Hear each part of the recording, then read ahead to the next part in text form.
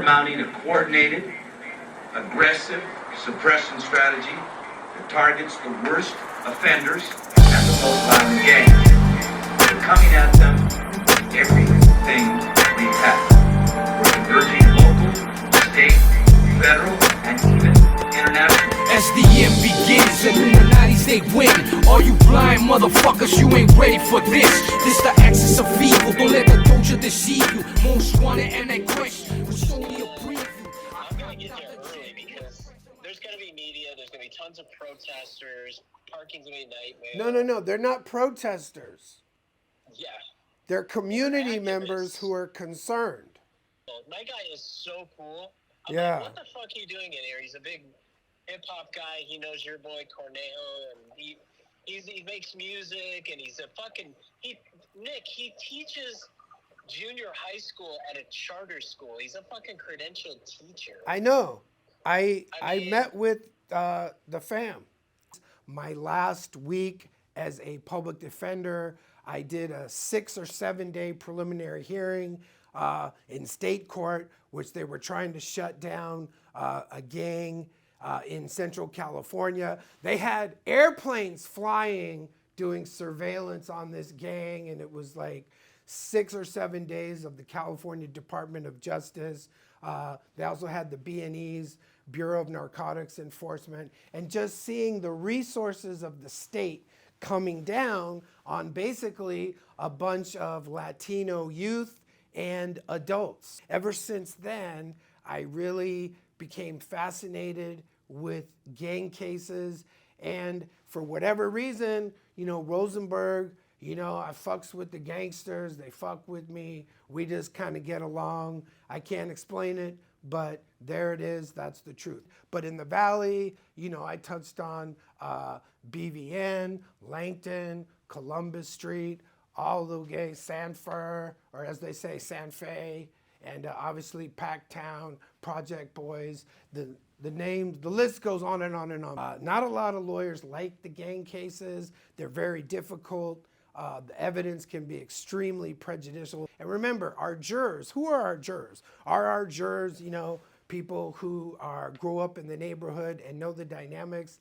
No, our jurors are basically the people who go to the mall. In school, I always got along with every crowd. I was known as the straight A burnout. So I was always, a lot of people I grew up with, you ask them, they're gonna say, Nicky Rosenberg, whatever, the smartest person I ever knew in my life. But I used to, self-medicate during that whole period. What's good? Yo, What's Rosenberg. good, baby? How you been? Excellent, man, excellent. Yo, you gotta catch me up with what's going on with your case right now, the Enamorado Alex one. Okay, so Eden Alex Enamorado, he's a beloved advocate for the street vendors, very well known, engenders a lot of community support. He and the other 7 co-defendants, they refer to them as the Justice 8, are all being held without bail. So essentially no bail means there's no way to get them out of pretrial incarceration while they're fighting their case. My client is charged with conspiracy to commit criminal threats, 2 counts of criminal threats, 2 counts of false imprisonment, 1 count of kidnapping, 2 counts of use of tear gas, as well as 2 counts of assault with means likely to result in great bodily injury. That is not a strike. And he's also charged with felon in possession of a firearm, we believe based upon a post from his social media. So I can't get into all the facts that my client has told me. That's considered to be attorney-client privilege. But what I can tell you is that for each of the incidents that I'm aware of, actually my client and his girlfriend Wendy would qualify as victims of crime, but in this prosecution, whatever they did is being criminalized. So my client does sometimes have a confrontational style of advocacy, but remember, confrontational is not criminal. Confrontational activism is not criminal activism. And I'm here in Victorville, Nicholas Rosenberg, punching back for the Justice 8. Attorney Rosenberg, we're about to take on the Justice 8 with Alex Enamorado. Well, my name's Alfonso Jan Sutton. I met Alex working in political campaigns, and Alex is a good brother of mine. Anytime I asked for him to be there for me, he was there for me. And everything this government's saying about this man is corrupted. Alex is a loving person, you know. Everything he's done, I saw him grow since he's grown in this industry of activism or whatever his movement is.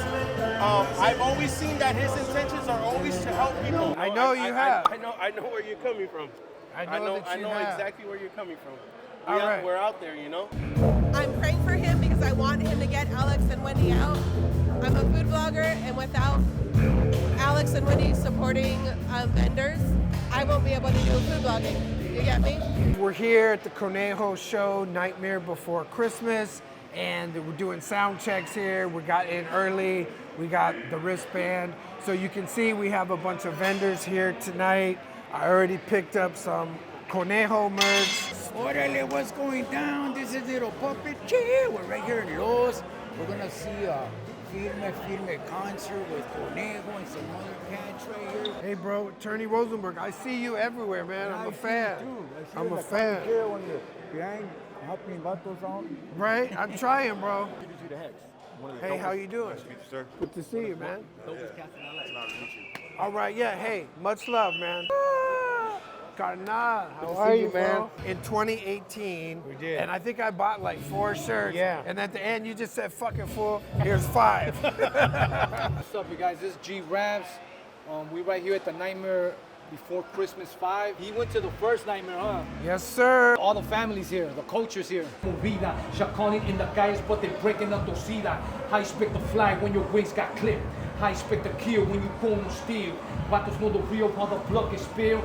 Bitches for the thrills, enemigas get the chills.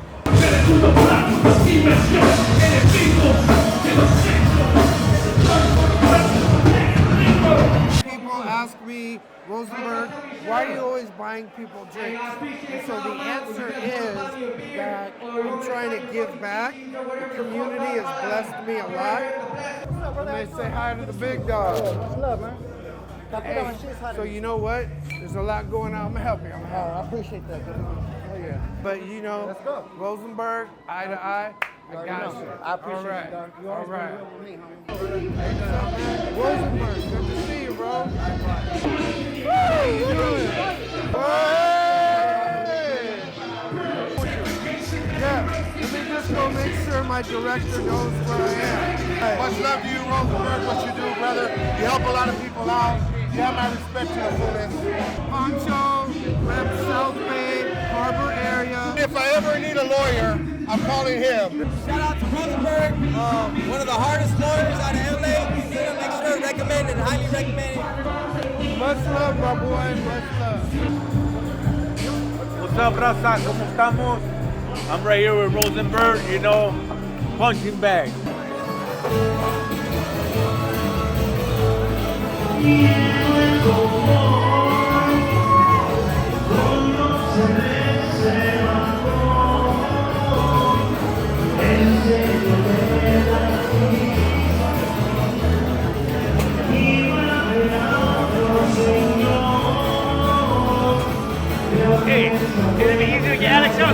It's a talent for you to talk to the judge the way you do. But what do you think a bail might look like for Thursday? You know, I don't have a crystal ball, but I've worked with the judge before. She's pretty reasonable in my experience. However, she just denied bail to 8 people. There's kind of a conflict in the law because for bail hearings, the judge has to assume the truth of the allegations. Now, as a defense attorney, I'm kind of assuming that they're false. What's up? I'm right here with Attorney Rosenberg, homie. First of all, thank you for jumping on the Eden Enamorado case. I just want to ask, what do you think the chances are for bail hearings to be granted on Thursday? Unfortunately, a lot of judges have been using the analysis to deny all bail based upon a finding of threat to public safety. So that's what happened at the first hearing. Obviously, my position is I'm trying to get my client released on his own recognizance. We call that OR, and the court could certainly consider putting him on an electronic monitor or something else to A, guarantee his appearance in court, and then B, prevent any actual or perceived threats to public safety. Free the Justice 8, Nicholas Rosenberg, punching back. Is this an ethical, perhaps even a moral prosecution, if I am distilling it correctly for you? And so the answer is, as I was saying earlier, the prosecutor has to believe that they can prove the charges beyond a reasonable doubt. Now, raise your hand if you think this is not an ethical prosecution. Raise your hand if you have questions or concerns about the sheriff. Can I raise both? I've been in your position. However, as an attorney, I have to target my message to a judge or to a jury. So in other words, a lot of people here can outflank my activism. So pretty much this is gonna be a grassroots, from the bottom up in comunidad. That's gonna be, I'll just call it La Movida. So free the Justice 8, free the Justice 8, free the Justice 8, free the Justice 8, free the Justice 8, free the Justice 8, free the Justice 8, free the Justice 8.